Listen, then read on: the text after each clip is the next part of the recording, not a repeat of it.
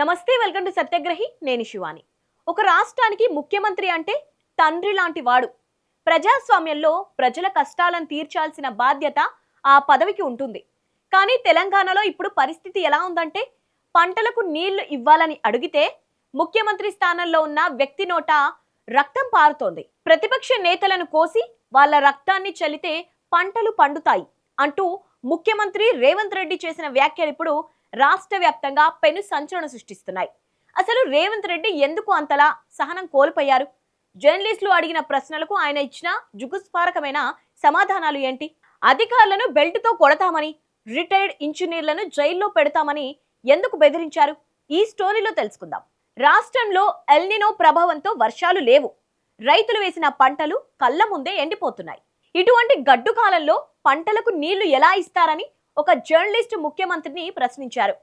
దానికి బాధ్యత గల సీఎం స్థానంలో ఉన్న రేవంత్ రెడ్డి ఇచ్చిన సమాధానం విని మీడియా ప్రతినిధులే ముక్కున వేలేసుకున్నారు. కేసీఆర్, కేటీఆర్, హరీష్ రావులను ఉద్దేశించి వాళ్లను కోసి రక్తం చల్లితే పంటలు అవే పండుతాయి, వాళ్ళ బలుపు కొవ్వు పంటలకు సరిపోతుంది అంటూ అత్యంత క్రూరమైన వ్యాఖ్యలు చేశారు.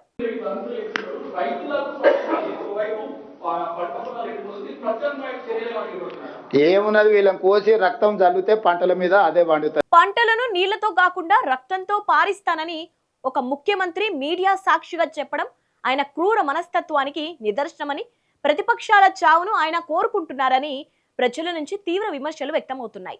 ఒకవైపు కరువుతో రైతులు అల్లాడుతుంటే అన్నదాతలను ఆదుకోవాల్సిన సీఎం రేవంత్ రెడ్డి ఎకసెకలాడుతున్నారు. కరువు వచ్చింది, అయితే ఏం చేస్తాం అంటూ తీవ్ర నిర్లక్ష్యపు మాటలు మాట్లాడారు. అంతేకాదు, కేసీఆర్, హరీష్ రావులకు కాంట్రాక్ట్ ఇస్తాం, వర్షాలు కురిపించమని చెప్పండి, వాళ్ళు మంత్రాలు చేస్తారో తంత్రాలు చేస్తారో ఏం చేస్తారో చేయమనండి అంటూ తీవ్ర వెటకారపు మాటలు మాట్లాడటం ఆయన బాధ్యతారహిత్యానికి అద్దం పడుతోంది. ప్రభుత్వం వైఫల్యాలను కప్పిపుచ్చుకోవడానికి ప్రతిపక్షాలపై ఇలాంటి రౌడీ భాష మాట్లాడడం ఎంతవరకు సమంజసమని మేధావులు ప్రశ్నిస్తున్నారు. ఇదిలా ఉంటే ప్రస్తుతం గోదావరి ప్రాణాహిత వరదలతో కాళేశ్వరం ప్రాజెక్టులో భాగమైన మేడిగడ్డ నుంచి నీరు వృధాగా కిందికి పోతోంది. ఈ సమయంలో కన్నెపల్లి పంప్ హౌస్ ద్వారా నీటిని ఎత్తిపోసి ప్రాజెక్టులు నింపి రైతులకు సాగునీరు ఇవ్వవచ్చని రిటైర్డ్ ఇంజనీర్లు ప్రభుత్వానికి లేఖ రాశారు. సాంకేతికంగా ఎలాంటి ఇబ్బంది లేదని నిపుణులు చెబితే సీఎం రేవంత్ రెడ్డి వారిపై ఒంటి కాలిపై లేచారు. రిటైర్డ్ ఇంజనీర్ శ్యామ్ ప్రసాద్ రెడ్డిని ఉద్దేశించి తీవ్ర వ్యాఖ్యలు చేశారు. వాళ్ళను చెర్లపల్లి జైలుకు పంపకపోవడమే మా తప్పు అంటూ దారుణమైన కామెంట్ చేశారు. ఇదే టైంలో బేవకూఫ్ సలహాలు అంటూ తీవ్ర పదాజాలాన్ని వాడారు సీఎం రేవంత్ రెడ్డి.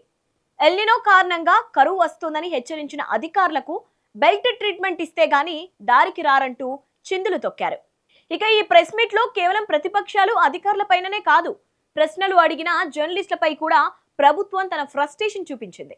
మేడిగడ్డ నుంచి నీళ్లు ఎత్తిపోయడం సాధ్యం కాదంటున్న మీరు కాంగ్రెస్ ప్రభుత్వం చేపట్టిన తమ్మిడిహట్టి ప్రాజెక్టు నుంచి సుందిళ్లకు నీళ్లను ఎలా తరలిస్తారు అని ఒక విలేకరి ప్రశ్నించగా మంత్రి ఉత్తమ్ కుమార్ రెడ్డి నోట్లో పచ్చి వెలక్కాయ పడ్డట్టుంది.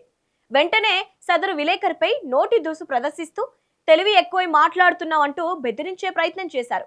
ఒక దశలో ప్రభుత్వంపై నిలదీసి ప్రశ్నలు అడిగిన జర్నలిస్టులపై సీఎం రేవంత్ రెడ్డి బీఆర్ఎస్ ముద్ర వేసే ప్రయత్నం చేశారు. చివరికి రేవంత్ రెడ్డి రైతులపైన తన అసహనాన్ని ప్రదర్శించారు. కరువస్తోంది, వరి సాగు చేయొద్దు, 6 తడి పంటలు మాత్రమే వెయ్యాలని 6 ఏళ్ల నుంచి మొత్తుకుంటున్నాం, వరి వేస్తే నీళ్లు ఎక్కువ అవసరం, పంటలు నష్టపోతారు అంటూ రైతులకు హుకుం జారీ చేశారు. అంటే రైతులకు సాగునీరు అందించడం చేతకాక మీ వ్యవసాయ పద్ధతులు మీరే మార్చుకోండి అంటూ సీఎం ఉచిత సలహాలు ఇస్తున్నారు. నీళ్లు ఇవ్వాలని అడిగితే ప్రతిపక్షాల చావు కోరుకోవడం, అధికారులను ఇంజనీర్లను బెదిరించడం, రైతులకు నీళ్లు ఇవ్వలేం అనడం చూస్తుంటే ఈ ప్రభుత్వం ఏ దిశగా వెళ్తుందో అర్థం కావట్లేదు.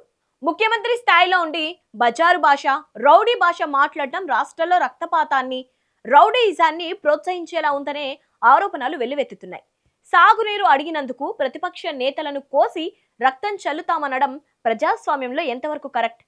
రేవంత్ రెడ్డి చేసిన ఈ వ్యాఖ్యలపై మీ అభిప్రాయం ఏంటో కింద కామెంట్ బాక్స్ లో ఖచ్చితంగా తెలియజేయండి. ఇలాంటి మరిన్ని ఇంట్రెస్టింగ్ స్టోరీల కోసం మా ఛానల్ని ఇప్పుడే సబ్స్క్రైబ్ చేసుకోండి.